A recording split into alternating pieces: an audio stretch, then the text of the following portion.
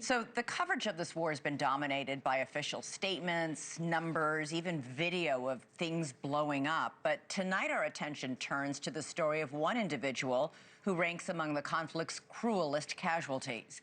This is Saleh Mohammadi, an Iranian wrestling champion who turned 19 years old just last week. He did not live to turn 20. In a move sparking outrage around the world, the Iranian regime executed Mohammadi on Thursday in its signature style with a public hanging. The wrestling champion was one of 3 men who were put to death, executed this week. Their crime, allegedly, was killing 2 police officers during an anti-government protest in January. This is all according to Iranian authorities, who say all the men confessed. Of course, the Iranian criminal justice system is not known for its dedication to upholding the rights of the accused. Human rights groups say these trials were a sham, and the confessions were coerced under torture. Sadly, Mr. Mohammadi is not alone. In recent months, the mullahs have proven much more adept at killing their own people than providing them with electricity and water, much less a stable economy. The regime executed more than 6,700 people during recent protests, according to human rights activists' news agency. But other groups had that death toll far, far higher. President Trump today condemned the executions. These are thugs and animals and horrible people, but you can't hit anybody harder than we hit them. But I'm not surprised. They executed 3 young people for protest. Meanwhile, the Iranian women's soccer team returned home to a hero's welcome today, undoubtedly with a few jitters about what comes next. After a turbulent tournament in Australia, 6 players and a staff member tried to seek asylum while down under. Most withdrew their claims and returned to Iran. 2 did remain abroad. The women who returned reportedly did so after they were told their families back home were being tortured. For more on all this, we're joined by former Iranian wrestling coach Sardar Pashaei. Great to have you here. You were actually actively campaigning, trying to get Mohammadi out, trying to get him pardoned, somehow saved. Your reaction to the news that he was hung in this public execution? Hi, thanks for having me. You know, for people like us that immigrated, one of the nightmares is in the morning we wake up, check our phone, if our dear one got arrested, if a prisoner got executed. And yesterday was one of those days when I was making video for this guy for the past few months, and I saw his picture. I could not believe it that they managed in the middle of war to execute a 19-year-old wrestler. I was 19 years old when I got my gold medal in the world. In that age, all you think about is Olympic Games, going to competition, but they arrested him, tortured him in a solitary cell, and hanged him. This is a nature of regime that we are seeing it, and my heart is broken for this young wrestler. That's the most astonishing thing. This country is under attack right now. This country's at war. There are bombs dropping all the time, and the fact that the regime not only executed these 3, but made the execution a public event.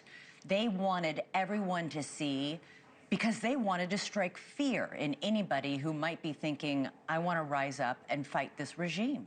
Exactly. I think this regime, when they get defeated by Israel, by America, they pointed their guns on their own people. They showed their irony fist on the unarmed people. They have been doing that for the almost past half a century. And the other thing is they managed to bring this young football players from Australia by taking their families like a hostage. Why? Because they want to confront their Islamic values against the Western values, to tell them, we don't need you.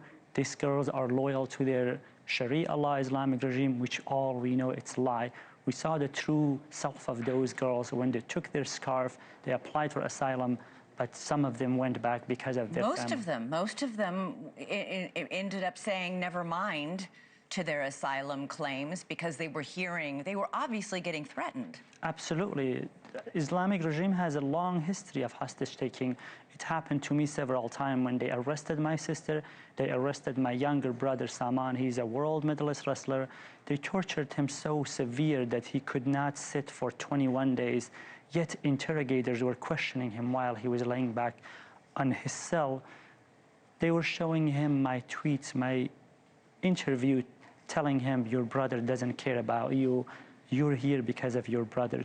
To break this family, this brothership, this is a true face of and the regime that claim moral authority, but take this family as a hostage in the most immoral way. Do you think these women, these soccer players, are in danger of the same fate as this champion wrestler who was just publicly executed yesterday?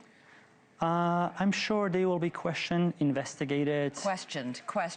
Exactly. Which we know doesn't mean, you know, what we do in this country or other Western countries. Absolutely, and under a lot of pressure, their family, and I think international community should pay attention to them. International Olympic Organization, Sport Federation, they haven't done anything to protect this athlete. We have been campaigning for a long time. What else? They should see that to ban Islamic regime from all international competition. They execute athletes, they ban 40 million women from competing in many sports, and also they ban all of the wrestlers not to compete against Israel. What else should happen that you consider that as this is the violation of your Olympic charter? So I think this is the inaction by this organization, and that's why this regime become more aggressive. What do you know about Mohammadi, the young man who was executed yesterday? Obviously, he was a very gifted wrestler.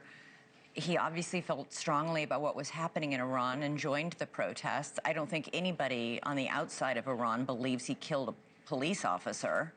Well, I mean, is there some? Why are they was he targeted because he's a famous athlete and this would get attention? Yes, we have a credible report that in this protest, snipers deliberately assassinated, killed those athletes who were on the front line because, you know, they are in great shape, they are brave. And this happened to many athletes. We have a report of more than 200 athletes were killed in the protest on January.